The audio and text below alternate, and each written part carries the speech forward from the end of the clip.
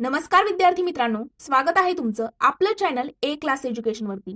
मित्रांनो, तुम्हाला स्क्रीनवर दिसत असेल पोस्ट ऑफिस भरतीचा आपण व्हिडिओ जो आहे तो ऑलरेडी अपलोड केलेला आहे की पोस्ट ऑफिस भरतीबद्दल संपूर्ण माहिती म्हणजे ते कोणकोणती कामे करतात वगैरे सगळी इन्फॉर्मेशन आपण बघितलेली आहे।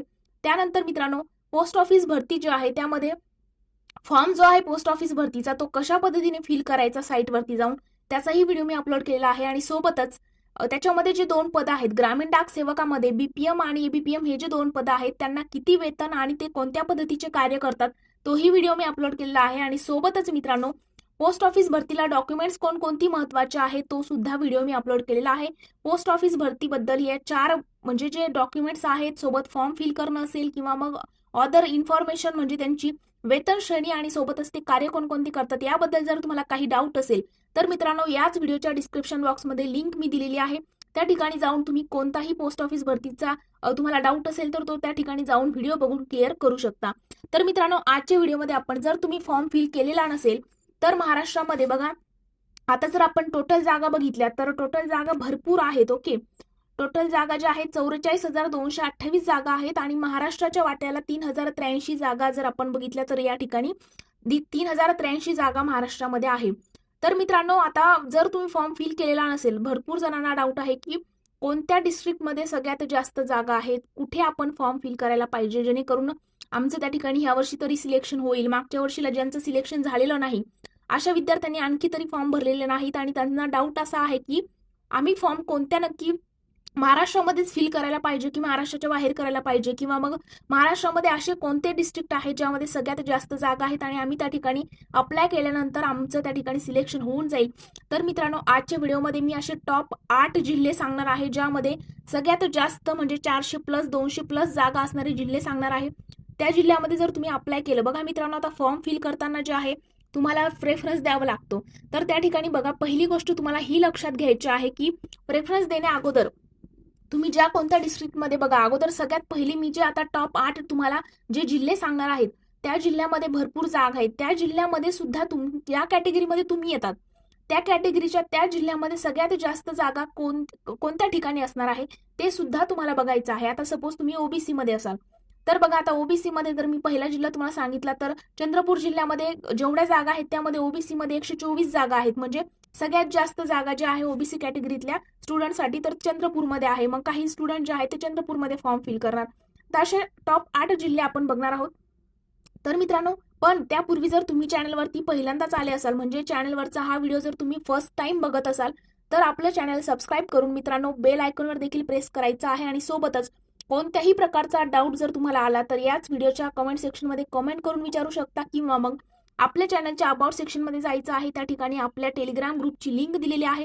टेलिग्राम ग्रुपच्या लिंकवरती क्लिक करून तुम्हाला टेलिग्राम ग्रुप जॉईन करायचा आहे आणि तुम्हाला त्या ठिकाणी कोणत्याही प्रकारचा डाऊट असू द्या, तुम्ही त्या ठिकाणी आम्हाला पर्सनली मेसेज करून तुमचे डाऊट्स जे आहेत ते क्लिअर करू शकता।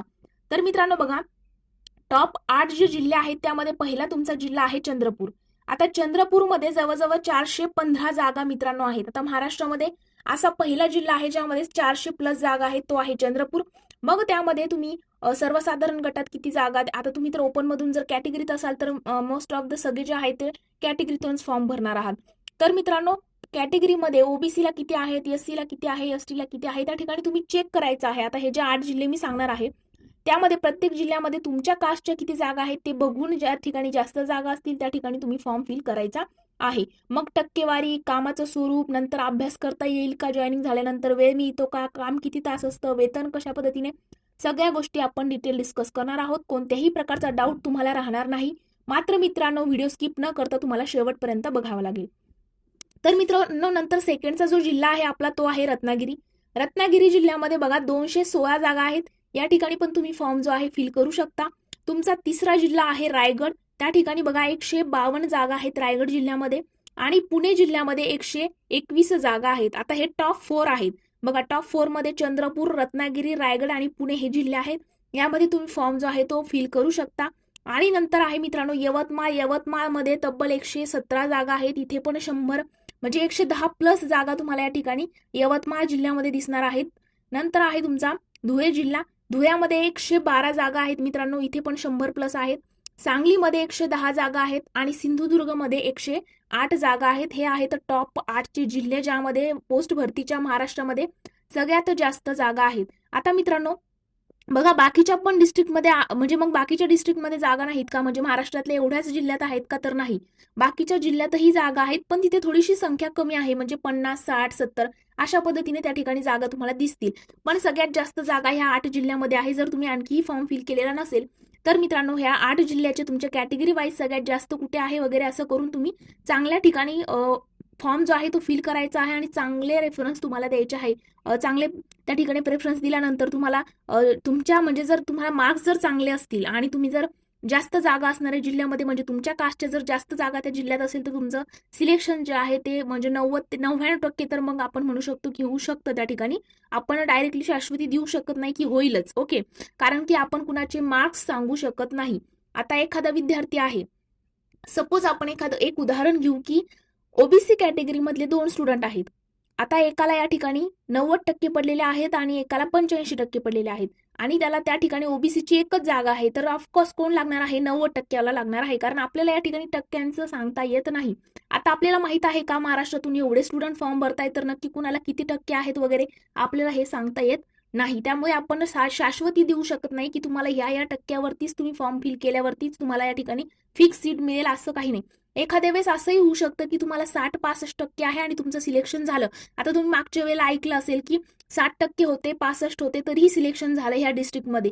मग बाकीचे काय विचार करतात की मी त्या जिल्ह्यामध्ये फॉर्म फिल करायला पाहिजे होता का, मग माझं झालं असतं का सिलेक्शन. मित्रांनो असं काही नसतं, ओके.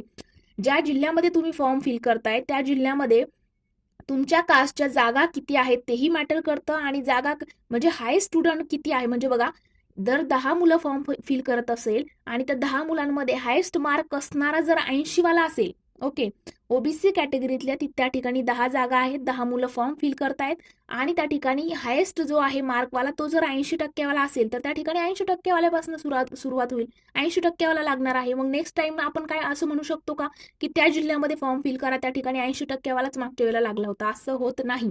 ते मार्क दरवर्षी आपण या वेळेला 98% वरही लागू शकतो एखादा. अशा पद्धतीने आहे. आपण कुणाचे मार्क्स या ठिकाणी बघू शकत नाही, त्यामुळे आपण फिक्स नाही सांगू शकत की या जिल्ह्यामध्ये फॉर्म फिल केल्यावरती तुमचं फिक्स होईल वगैरे. पण तुम्हाला हे जे टॉप जिल्हे आहेत 8 या टॉप जिल्ह्यामध्ये तुमचं ज्या कॅटेगरीमध्ये तुम्ही येता त्या कॅटेगरीत तुम्हाला कोणत्या जिल्ह्यात जास्त जागा आहेत वगैरे सगळ्या गोष्टी बघून प्रेफरन्स द्यायचे आहेत. आता जे तुमच्या हातात आहे ते तर तुम्ही करू शकता मित्रांनो. आता बघा, आता पण काही जणांचा प्रश्न असतो काय म्हणजे जॉईन करायला पाहिजे का, तर बघा मित्रांनो नोकरी सरकारी आहे, ओके, त्यामुळे सर्वांनीच ऑनलाईन जे आहे फॉर्म वगैरे फिल करायला पाहिजे आणि जॉईन करायला पाहिजे, कारण नोकरी सरकारी आहे. तुम्हाला त्या ठिकाणी एकदा जॉईन झाल्यानंतर कोणीही काढू शकत नाही. आणि मित्रांनो ज्यांना जास्त मार्क आता या ठिकाणी 2 हे आहेत बघ, ओके, ज्यांना जास्त मार्क्स आहेत ते तात्पुरते जॉईन होतात आणि चांगली दुसरी नोकरी लागली की हा जॉब सोडतात.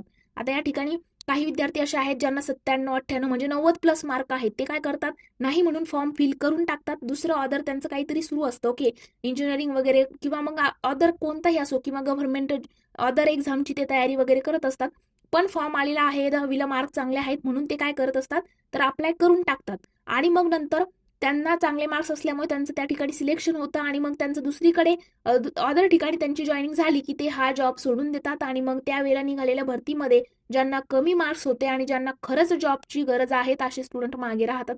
हे या ठिकाणी व्हायला नको.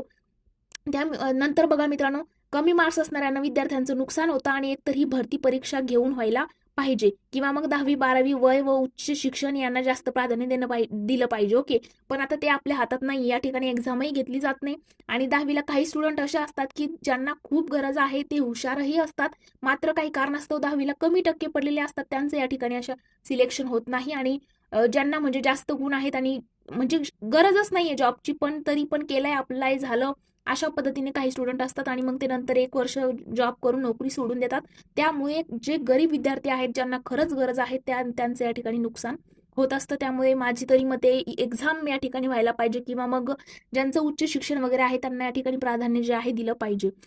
नंतर मित्रांनो बघा नुकतेच 10वी पास विद्यार्थी आहेत त्यांना खूप वेळ आहे अभ्यास करून परीक्षा देण्यासाठी. आता बघा परंतु वय बाद झालेले उच्च शिक्षण असूनही नोकरी नसलेले उमेदवार यांना संधी पाहिजे. आता बघा मित्रांनो काही जणांचा हा डाऊट असतो की म्हणजे ही नोकरी जी आहे ती करायला पाहिजे का? आता काही अदर ठिकाणी जॉबचं हे बघा, आता काही स्टुडंट असे आहेत जे एमपीएससीचं प्रिपरेशन वगैरे करतायत.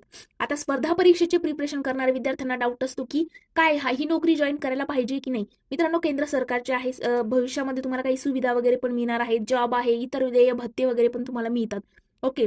आणि काम जे आहे ते 4च तास असणार आहे. आता काही विद्यार्थी म्हणतात ना की आमचा म्हणजे जॉईनिंग केल्यानंतर आमचा हा अभ्यास होईल का, की याच्यामध्ये काय अडथळा येईल? मित्रांनो, काम फक्त 4 तास आहे. 4 तास काम असल्यामुळे बाकीचा वेळ तुमच्याकडेच आहे. तुम्ही पुढील अभ्यासही करू शकता, घरचे कामं किंवा उद्योगधंदा वगैरे तुमचं काही जे काही असेल किंवा अदर नोकरी वगैरे तुम्ही करू शकता, कारण पोस्ट ऑफिसचं काम हे फक्त 4 तासाचं असतं. आणि मेन म्हणजे घराजवळ पोस्ट ऑफिस पण तुम्हाला भेटू शकतं. त्यामुळे मित्रांनो, अप्लाय करायला काहीच अडचण नाहीये. फक्त या 8 जिल्ह्यामध्ये तुम्ही एकदा बघून घ्या. टोटल ज्या जागा आहेत त्याही आपण बघितल्या.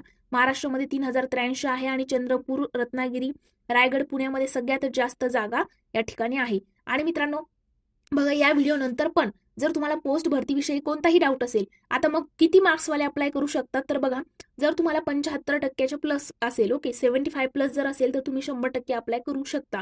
मात्र बघा, काही विद्यार्थी असे असतात ज्यांना 90 प्लस वगैरे असतात, तर म्हणजे आपण सांगू शकत नाही की या वेळेला होईलच सिलेक्शन. ओके.